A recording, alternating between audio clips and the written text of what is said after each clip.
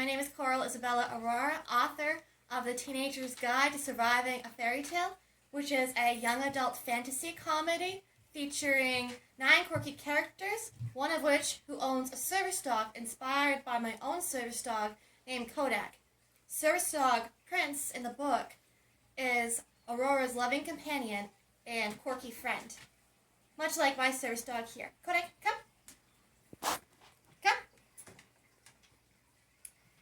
Now, in the book, Aurora's service dog Prince wears a leather harness, joked to be a horse saddle.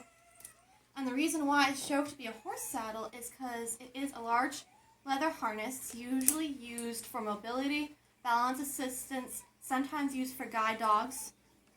As you may see, the guide dog handle.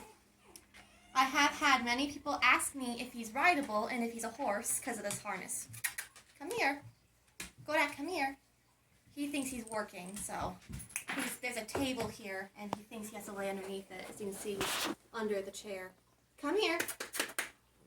Kodak, come. Come. Don't get shy. Kodak, come. Thank you. Come here. Come here. Usually you don't have the harness up when they lay down because it's not comfortable.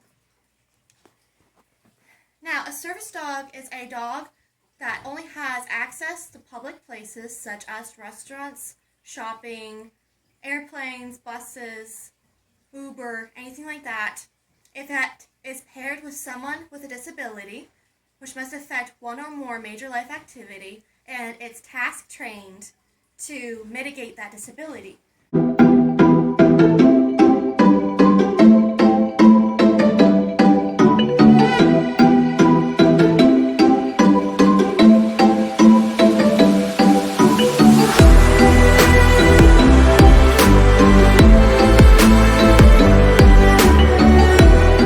So, someone who's blind, a guide dog, would guide them because they can't see. Mobility, a dog helps them walk. It must help something they can't do themselves.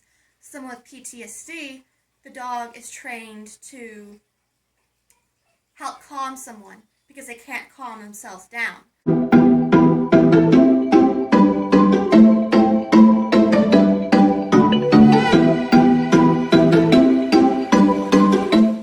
Emotional support animal is different. Emotional support animals for someone with disabilities, but their only purpose is to show emotional support, so they're not trained. And they are not allowed in public places, except for housing and airplanes in certain situations. The service dog's allowed everywhere, but they have to be well trained. Come here. Don't go under the table again. Come here. He's a little too well trained, apparently. We've done a lot of restaurant work. Come here. We haven't been working a lot because of COVID, because dogs can get COVID, and I think he's a little excited, a little too excited, because he loves going to restaurants. And it's probably because I give him bacon, and when we get back to the car, I usually buy him separate bacon. So he sees a table, and he has a harness on right now, and so his mind's going, bacon. Bacon. Bacon. Come. Now, I'm going to actually show you some of the things that Kodak is trained to do as a service dog, which is really cool because you don't always get to see this online or in person. These dogs are really well trained. Kodak took 3 to 4 years to train, passed CGC, which is Canine Good Citizen, and Advanced Canine Good Citizen, and graduated in Disney World in 2017.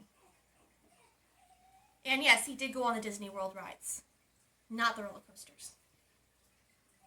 Okay, first I'm going to show you deep pressure therapy, which is a task often used in my book for Aurora, and it is like a weighted blanket. The actual idea of it is usually put pressure on the chest or on the lap, and it's the idea of a weighted blanket to help release anxiety for people who can't calm themselves down. Kodak, come. Come. This is deep pressure therapy. Some people do more pressure on the chest. I prefer the lap.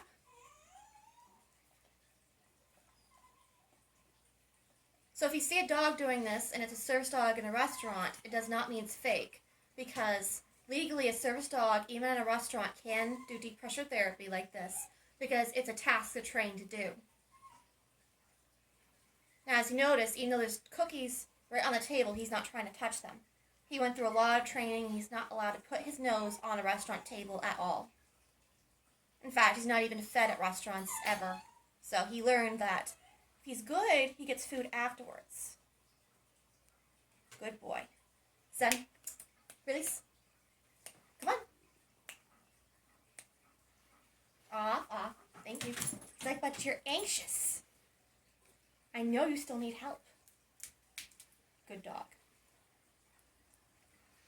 Now, another thing that a service dog can be trained to do is for people who have depression or have problems with their disability causes them to get, how do I word it? People who cry a lot, such as people who do get depressed. There's many disabilities who cause things like that, like PTSD can cause really manic episodes of up and down too, as well as other disabilities. So.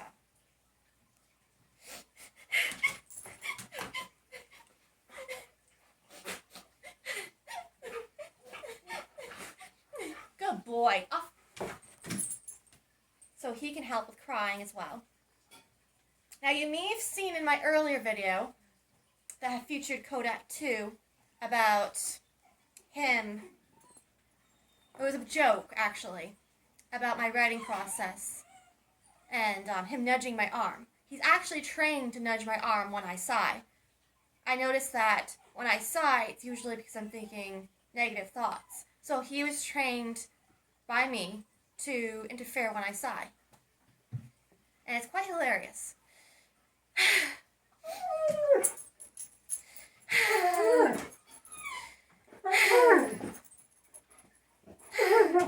Good boy.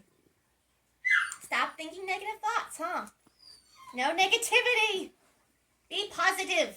Have a kiss? Good boy. Now, of course, like in the book, he's trained for mobility. So we're going to put this harness up. Move this chair a little. Okay. So. Good boy. Good boy.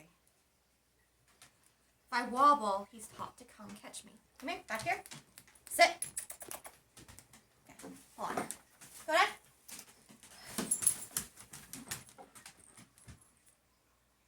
Good dog. Good boy. Good boy. Now these are just a few things that he's trained to do. Let's see if there's something I could have him pick up. This tissue paper.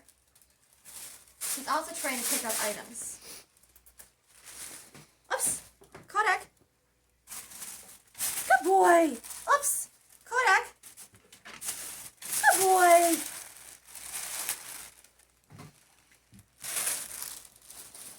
Good dog. Now you can see sort of why he was an inspiration in my book as a service dog named Prince. He certainly is my Prince. Thank you everyone for watching. This is an example of a few of tasks that service dog can actually do.